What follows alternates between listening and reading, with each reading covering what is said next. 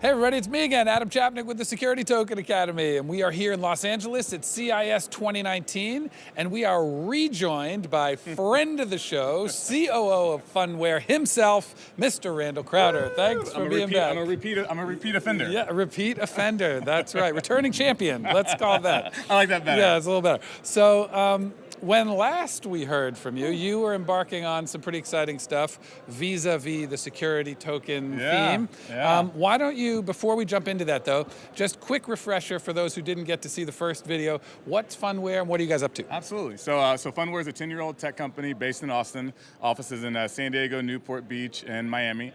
Been around for 10 years. We built the first NASCAR app, the first NFL app. We build most of Fox's mobile applications, and then kind of turned into a data company. You know, we see a lot of devices that have our software on them. We're kind of, we consider ourselves a fully integrated cloud platform for mobile. And so everything you need to succeed on mobile, we have something that can add value to you and your customers.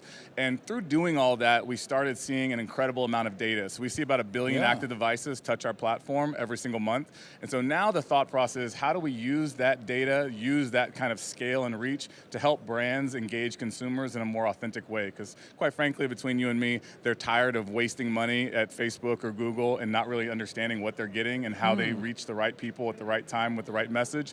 And that's what we want to do, and we want to enable all of that with blockchain. So it's been fun. Amazing. Pun intended. Yeah, it's been fun.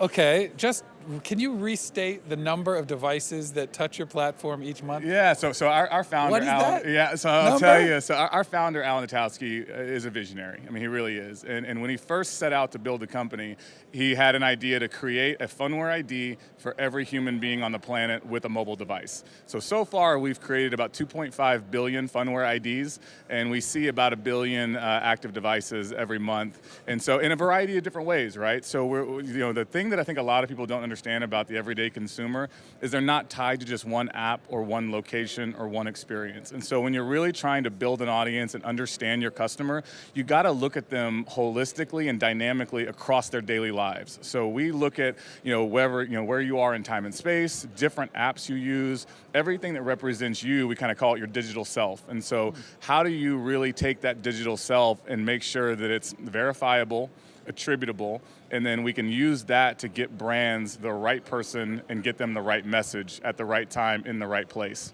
Amazing. So you have become a data play as an overlay to all of those users to connect well, and meaningfully. data is just part of the play, right? Yeah. So it's really about using mobile as this incredible platform to create a new way for brands and consumers to engage in a very authentic, very seamless way. So if you think about it, in Hollywood has been showing this, all these wonderful things in which technology is going to somehow serve us. Yes. They once told us we were going to get flying cars, which I still feel really, I don't know. I've seen videos. Yeah, I don't know if we'll ever get They're there. Not quite here. But we don't use technology nearly as much as Hollywood would have us believe. Go to the grocery store.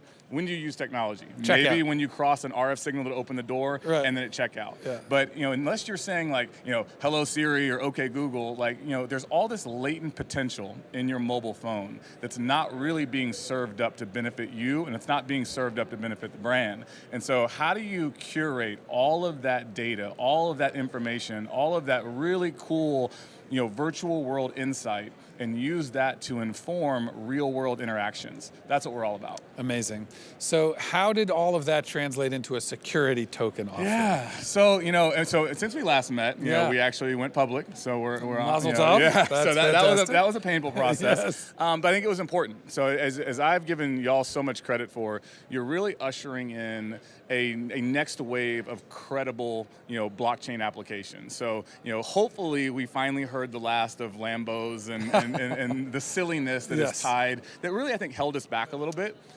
Organizations and institutions, they want that credibility. Sure. And so for us, going public was just as much a mechanism to show the world, hey, here we are, we're transparent, this isn't a scam, fully auditable. We want to do everything right. Yeah, and we want the world to have an open kind of dialogue with us, so that think of how many times somebody threw up a website they never even met, the team had fake social media sites, and then they raised tens of millions of dollars.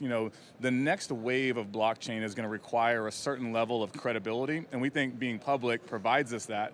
So the security token aspect is also really the only compliant thing that exists today. You know, I think entrepreneurs don't want to hear that because they just want to raise quick, easy money. Right. But if you do the right things and you approach the SEC in a way that is playing by the rules that they've already established, you can go pretty far in establishing a blockchain-enabled ecosystem. And so that's what we wanted to do with Phuncoin, is really say, okay, if we believe that data is one of the most valuable assets on the planet, could we introduce a security token that leveraged our existing platform to allow people to fundamentally tokenize themselves? You can tokenize a venture fund, you can tokenize a building. Why not the digital representation of you? You know, every time you engage with any device, someone is making money. Just not you. Right, Facebook's making money, Google's making money, Instagram's everybody's making money except for the source of the data. So you have all these brands having to go to the only game in town, and they have this black box approach to everything. But if you could create a platform that allows brands to go directly to the source, a one-to-many, if you will. So that's what our knowledge graph basically represents, this idea that all of this information curated could be controlled by a user on their phone with self-sovereign identity tied directly to you, so that every time a brand tries to reach you, they know exactly who they're reaching and why, and what ad unit was shown, and what engagement they received, and all the activity around that interaction. So that's literally the platform we're building, so that people can say, I want to use a security token to tokenize myself and allow brands to engage one-on-one with me rather than having to go to Facebook. You know, incredible. It's a big idea. It's a big idea. It's a shot for the fences. But we have an incredible team. Our engineers, I mean, we have 200 employees, and so I think so many projects, and I hate that word, crypto projects. They failed because they weren't real teams. They didn't have real experience. They haven't been through the life cycle of trying to commercialize anything. Our engineers are world class, and they've been in the trenches together for so long. Our executive team is world class, and so while you're sleeping or while you're wringing your fist at exchanges, we're working. We're constantly living and breathing this idea of creating a new ecosystem that leverages blockchain, for the very best thing, to decentralize data and to give control back to the user. Amazing. In a word, amazing. Yeah. Or a better word, fun. Yes, exactly. I like that even better. Well done. So thank you for giving us an update on Absolutely. all of that incredible visionary work you guys are doing. Thank you. You have to come back Absolutely. every 6 months. Keep us engaged. So thanks, Randall, for joining us. Thank you so much for having me. I appreciate it.